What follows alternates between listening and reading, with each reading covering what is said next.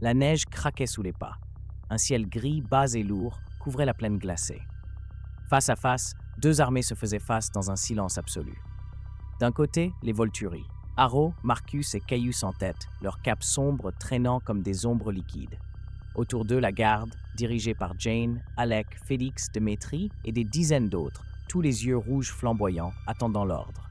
De l'autre côté, les Cullen, avec Carlisle à l'avant. À ses côtés, Esme, Emmett, Rosalie, Jasper, Edward et Bella, tenant Rensme dans ses bras. Autour d'eux, les alliés venus du monde entier.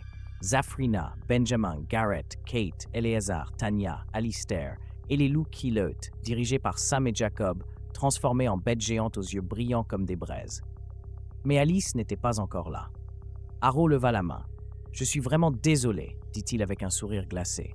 Mais sans preuve, cet enfant représente une menace pour notre monde. L'existence hybride ne peut être tolérée. Ce n'est pas une menace, cria Carlisle. C'est une enfant, une vie, ce n'est pas suffisant. Puis il baissa la main. Détruisez-les. Tout se passa en une seconde. Alec libéra sa brume, brouillant les sens des alliés. Jane projeta sa douleur vers Kate, qui tomba à genoux, et le monde explosa en feu et en glace. Emmett rugit et se jeta sur Félix. Benjamin souleva un mur de terre qui divisa le champ en deux.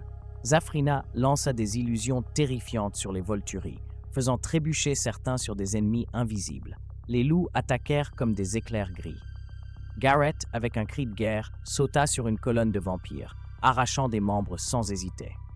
Et Bella, son bouclier mental étendu au maximum, protégeait autant qu'elle le pouvait, se sentant pour la première fois une vraie guerrière. Mais l'ennemi était trop puissant. Démétrie déchira un des Égyptiens. Renata protégeait Harrow avec une précision létale. Caius, avec un sourire sauvage, menait les siens tel un général antique. Et peu à peu, ils commencèrent à tomber. Carlisle fut le premier. Il courut vers Harrow, implorant une dernière fois la paix. Harrow fit semblant de tendre la main, et en une seconde, Félix apparut derrière lui, et Carlisle fut décapité. Un cri déchirant emplit le champ. Esme. Mais avant qu'elle ne puisse l'atteindre, Jane l'arrêta avec son pouvoir. Et Esme tomba elle aussi. Rosalie hurla de rage. Jasper entra en frénésie.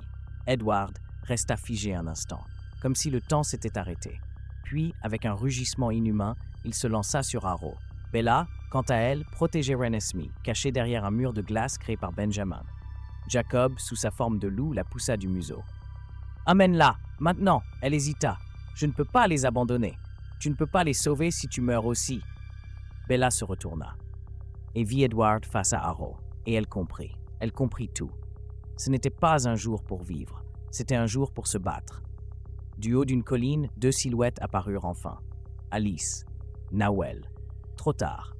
Alice cria en voyant le champ couvert de corps, des vampires réduits en poussière, des loups blessés, des alliés brisés, et sut qu'il n'y aurait plus de négociation possible.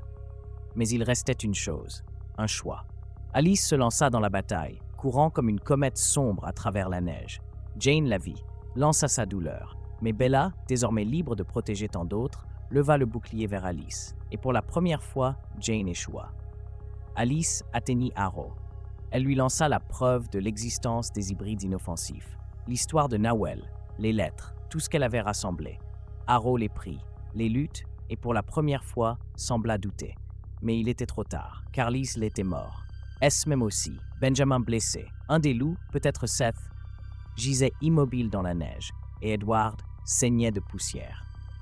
Alice regarda sa famille, les ruines de ce qu'ils avaient été, et leva les yeux. Harrow, c'est fini. Harrow baissa les yeux, et pour la première fois depuis des siècles, il ne sut que répondre, car il avait gagné, mais à un prix que même lui ne voulait pas payer. La neige cessa de tomber, il ne restait que le silence, et la fumée de ce qui n'aurait jamais dû arriver. La neige, autrefois blanche et intacte, était teintée de gris. Des cendres de vampires et du sang de loup marquaient le champ de bataille, des cadavres immobiles, des cœurs brisés. Et au centre, Alice, les yeux vides, le corps couvert de traces de la bataille, tenait le manteau de Carlisle, comme si le simple fait de le serrer pouvait lui redonner vie. Les Volturi s'étaient retirés, pas par honneur, mais par honte. Ils avaient gagné, mais à quel prix? Le monde vampirique ne les craignait plus, il les méprisait. Benjamin avait perdu un bras. Kate, blessée mais vivante, tenait le corps sans vie de Garrett, entre rage et silence. Zafrina, à genoux, gardait les yeux fermés, concentrée sur une vision que personne ne comprenait. Et Renesmee, encore blottie contre le pelage de Jacob, pleurait. Bella ne pleurait pas. Pas encore. Elle regardait simplement le corps d'Edward, allongé sous la neige, le visage serein, les lèvres entr'ouvertes, comme s'il murmurait encore son nom. Alice s'approcha, s'agenouilla à côté de Bella. « Je l'ai vu, dit-elle d'une voix brisée. Tant de fois, et pourtant, jamais comme ça. » Bella ferma les yeux. « Je ne peux pas vivre sans lui. »« Tu n'es pas vivante, Bella, ni morte. Tu es éveillée. »« Et qu'est-ce que je suis censée faire de ça ?» Alice ne répondit pas. Elle la prit simplement dans ses bras.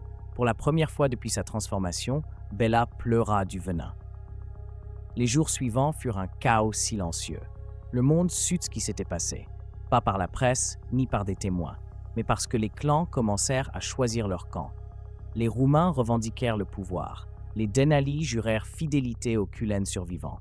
Les loups retournèrent à la push, diminués mais pas vaincus. Et les Volturi se cachèrent.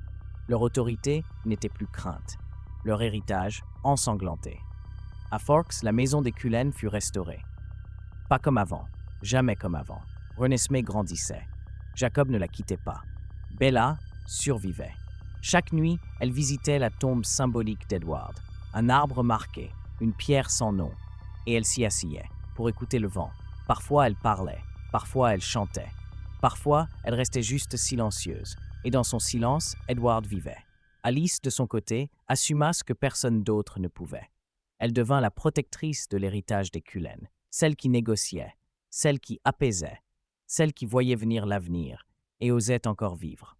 Ainsi, dans un monde qui avait brûlé puis gelé à nouveau, la guerre avait apporté la mort, mais aussi la mémoire. Et de cette mémoire était née une chose nouvelle, un nouvel ordre, non fondé sur la peur, mais sur le choix, et sur la voix ferme de ceux qui s'étaient battus, non pour le pouvoir, mais pour l'amour.